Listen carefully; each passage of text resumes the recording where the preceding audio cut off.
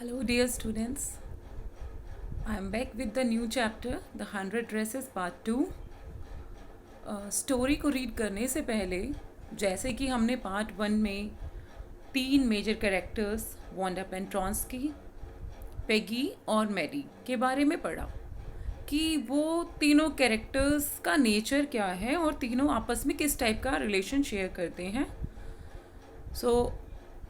आपको रिकॉल करा दूं कि वांडा जो है एक पुअर पॉलिश गर्ल है और जो एक्चुअली वो बॉगिन साइड पे रहती है और वहाँ से आती है एक बहुत ही पुअर कॉलोनी से. रास्ते में आते हुए उसके शूज़ डर्टी हो जाते हैं और रोज़ वो एक ब्लू फेडेड ड्रेस पहनती है.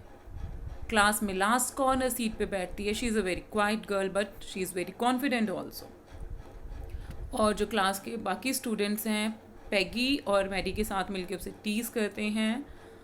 और जब क्लास में कंपटीशन ऑर्गेनाइज़ किया जाता है गर्ल्स के लिए ड्रेसेस डिज़ाइनिंग का और बॉयज़ के लिए मोटरबोट डिज़ाइनिंग का, तो जो ये कंपटीशन है वो वांडा जीत जाती है. पर एक्चुअली वो पिछले 4 दिनों से स्कूल नहीं आ रही होती और एक दिन पहले ही ये चीज़ पेगी और मैडी ने नोटिस की थी कि वांडा जो है स्कूल नहीं आ रही. वो इसलिए नोटिस की थी कि वो रास्ते में एक्चुअली उसका वेट करने लग गए कि आज भाई हम उसे टीज़ करेंगे, उसके बाद स्कूल जाएंगे. और वेट करते करते वो लेट हो गए. वांडा तो आ ही नहीं. और वो एक्चुअली पहले भी 2 दिन से मंडे से ही स्कूल नहीं आ रही थी. पर ये चीज़ पेगी के नोटिस में वेडनेसडे को आई और कंपटीशन जीतने के बाद उन्हें रियलाइज़ हुआ कि वो वांडा जिन 100 ड्रेसेस की बात करती थी एक्चुअली वो उसके स्केचेस थे.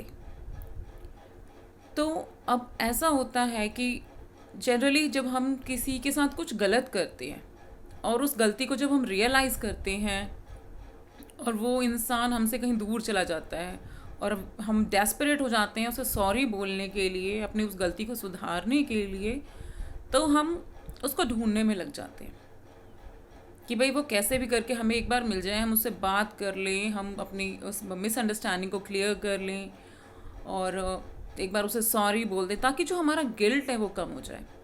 गिल्ट के साथ जीना बहुत मुश्किल होता है. तो the same thing happens with Peggy because आपने फर्स्ट पार्ट में पढ़ा कि पेगी एक सेंसिटिव गर्ल है. वो दूसरे बच्चों को जब बुली करते हैं तो उन्हें प्रोटेक्ट करती है. इवन वो एनिमल्स के लिए भी बहुत ही सेंसिटिव है. एनिमल्स को अगर कोई मिसट्रीट करता है तो रोने लग जाती है. तो उसको वांडा से कोई ख़ास प्रॉब्लम नहीं थी. बस यही था कि वांडा जो है अपना सच एक्सेप्ट करे. उसको ऐसा लगता था कि वांडा झूठ बोलती है. तो उसको जब ये रियलाइज़ होता है कि नहीं, वांडा झूठ नहीं बोल रही थी, वो इन ड्रेसेस के बारे में सच कह रही थी, तो उसे लगता है कि नहीं, मुझे एक बार वांडा से बात करनी चाहिए और सॉरी बोलना चाहिए. तो वो दिन क्लास में होते हैं और मिस मैसन एक लेटर पढ़ के उन्हें सुनाती हैं. उस लेटर के अकॉर्डिंग जो वांडा है वो अब अमेरिका छोड़ के जा रही है क्योंकि वो शायद अमेरिका में एडजस्ट नहीं हो सकती और ऐसी जगह जाना चाहती है जहाँ बच्चे उसे उसके नाम की वजह से टीज़ ना करें. क्योंकि बच्चे हैं, छोटे हैं, हर्ट हो जाते हैं और जब पूरा स्कूल मिलके सिर्फ टीज़ करे, कोई फ्रेंड नहीं हो, अलोन हो, तो उस माहौल में रहना बहुत मुश्किल हो जाता है. तो धीरे धीरे हो सकता है वांडा डिप्रेस हो रही हो और वहाँ से वो जाना चाहती हो और ये चीज़ उसके फादर के नोटिस में आई होगी और उसके फादर ने उसे उस स्कूल से हटाने का डिसीज़न लिया होगा. तो जब ये इस लेटर के थ्रू जो पेगी एंड मैडी को ये बात पता चलती है कि वांडा जाने वाली है, तो एक बार वो सोचते हैं कि उसके जाने से पहले वो उससे मिलके सॉरी बोलें और उसे ढूंढने निकल चलते हैं. और ऑल द वे वो बॉगिन साइड तक जाते हैं और उस ढूंढने की कोशिश करते हैं. तो क्या फाइनली वांडा उन्हें मिलेगी? क्या वांडा उन्हें माफ़ कर देगी?